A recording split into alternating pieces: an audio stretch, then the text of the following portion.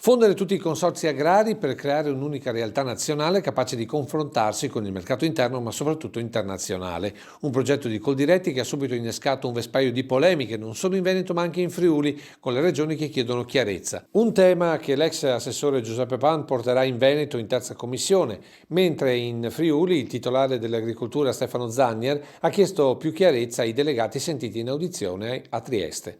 Un tema che preoccupa il mondo agricolo trevigiano, con quei 14 milioni di euro liquidi del conto corrente del Consorzio Agrario di Treviso e Belluno, oltre a gran parte delle sedi di proprietà. C'è chi dice andiamo a pagare i debiti dei consorzi che sono in rosso. Ma questo non è assolutamente vero, queste sono informazioni distorte che sono arrivate in maniera inesatta, non è assolutamente questo lo scopo, anzi è uno scopo molto più nobile, molto più, diciamo, a più ampia veduta. Intanto non sono tutti i consorzi nazionali, ma si parla di 7-8 consorzi del centro-nord Italia, perciò è un'opportunità che stiamo vagliando, stiamo valutando. L'idea è di snellire i costi fissi creando una centrale unica e contemporaneamente avere più peso con i fornitori mondiali, ma non a discapito di un piccolo tesoretto accumulato in generazioni di servizi agli agricoltori.